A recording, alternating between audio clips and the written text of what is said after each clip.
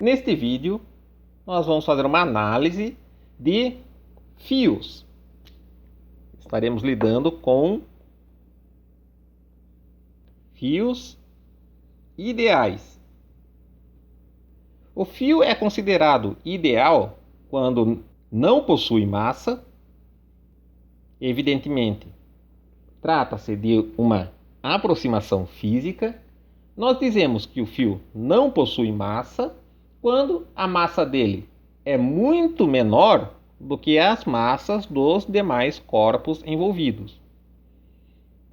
Ele será ideal quando for inextensível, ou seja, o comprimento dele não se alterará, o que também é uma abstração que nós utilizaremos na física, e transmite instantaneamente a força de uma extremidade para a outra. Esta força nós chamamos de tensão. Então nós temos um fio definido por duas extremidades. Se eu aplico em uma extremidade uma dada força de tensão, essa força será instantaneamente transmitida para a outra extremidade. Como primeiro exemplo, vamos supor dois blocos com massas M e M minúsculo em uma superfície horizontal sem atrito. Esses blocos são presos por um fio ideal, ou seja, nós temos uma situação com uma superfície horizontal. Vou representar um bloco de massa M minúscula e outro de massa M maiúscula,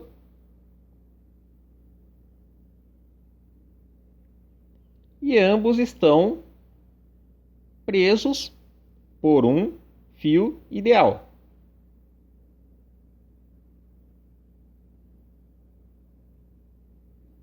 O bloco de massa M é puxado por uma força horizontal F, representando aqui ao lado, o bloco M será puxado por uma força F. Nós queremos caracterizar todo o sistema.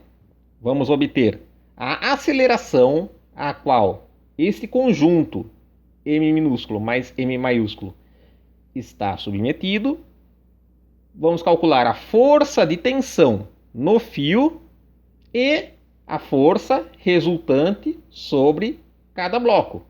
Essa força resultante, embora os blocos estejam presos, compartilhando de um movimento com a mesma aceleração e a mesma velocidade, não é a mesma.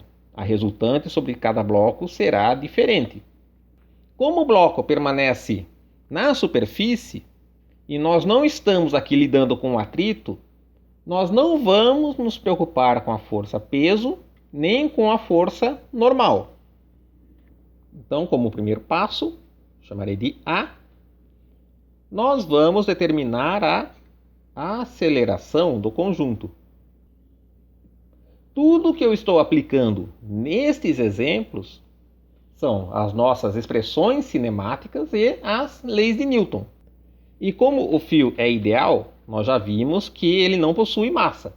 Assim, só precisamos nos preocupar com as massas dos corpos.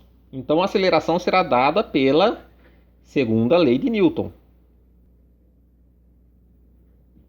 que nos diz que força é igual, no caso de massa constante, como nós temos aqui, a massa vezes a aceleração. A força, embora esteja puxando m, este se encontra preso à massa menor m minúscula, por causa do fio. Então, a força está puxando todo o conjunto. Logo, nós precisamos considerar a massa total do conjunto. Com isso, obtemos que a aceleração será dada simplesmente pela força sobre a massa total do conjunto. Para obter a tensão no fio, nós precisamos apenas analisar o bloco M. Vamos fazer um diagrama de corpo livre nesse bloco. Vou isolá-lo do sistema. Então, sobre este bloco, temos apenas a força F, a força de tensão devida ao fio, e teríamos a força peso e a força normal, porém, como ele está em equilíbrio na vertical, nós não vamos nos preocupar com elas. E este bloco está acelerado, com essa aceleração A, cujo módulo eu já determinei. Assim, por ser um movimento unidimensional,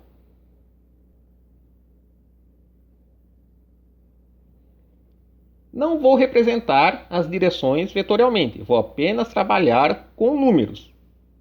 Temos então que F, que é a força com a qual o bloco é puxado, menos a tensão do fio, que são as forças que atuam na direção do movimento. Estou aqui tomando a resultante delas. Eu sei que F é maior do que a tensão, porque o bloco se move na direção de F. Então a resultante será igual a massa vezes a aceleração. Assim, a tensão será igual a força menos a massa vezes a aceleração. Tudo que eu fiz foi isolar a tensão, colocá-la do lado direito e mandar o produto massa-aceleração para o lado esquerdo. E nós sabemos quanto que vale a aceleração porque determinamos acima. Então, teremos aqui F menos M, que multiplica F sobre a soma das massas. E nós podemos colocar o F em evidência. Então, nós ficamos com F, que multiplica 1 menos M sobre M maiúsculo mais M minúsculo. Podemos, então, tirar o mínimo múltiplo comum, colocá-lo sob o mesmo denominador e ficamos com tensão igual M minúsculo sobre M mais M minúsculo, que multiplica F. Vemos que este termo aqui é uma razão de massas, é adimensional, então a nossa tensão possui as mesmas unidades de F, que é Newton, no caso, então chegamos a um resultado consistente. Falta obtermos a resultante sobre cada bloco. Eu gostaria que você copiasse a expressão para a aceleração e a expressão que nós encontramos para a tensão no fio. Agora o que nós queremos obter é a resultante sobre cada bloco. Ela pode ser obtida simplesmente multiplicando a massa de cada bloco pela aceleração que eles experimentam. Então nós temos que a aceleração, que é compartilhada por ambos os blocos, nós já determinamos quanto vale, que é F sobre M mais M minúsculo na direção X. Assim, a resultante sobre o bloco de massa M maiúsculo será simplesmente massa vezes a aceleração, que nos fornecerá m sobre m mais m minúsculo, que multiplica F.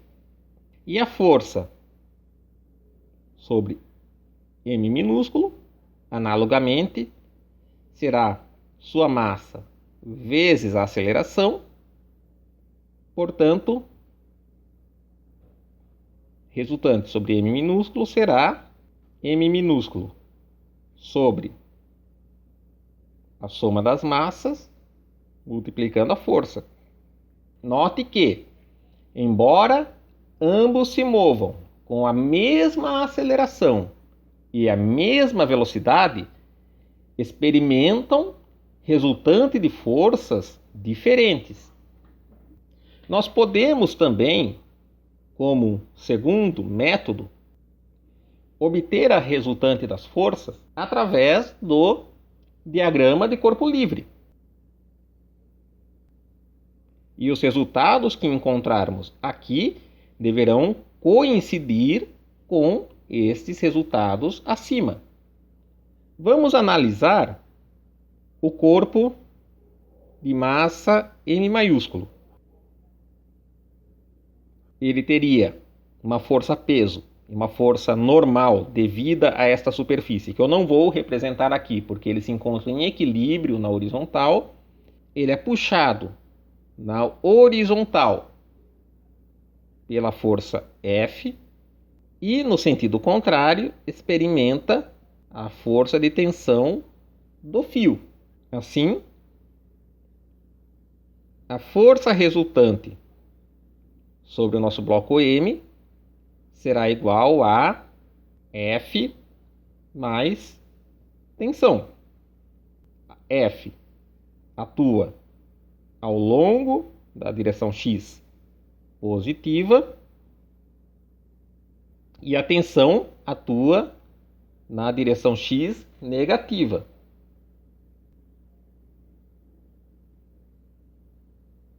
Portanto, a nossa força resultante sobre este bloco será dada por, podemos colocar no mesmo denominador, essa expressão acima, que nos fornecerá a massa do bloco sobre a soma das massas, que multiplica F na direção X, que é o nosso próprio F vetor.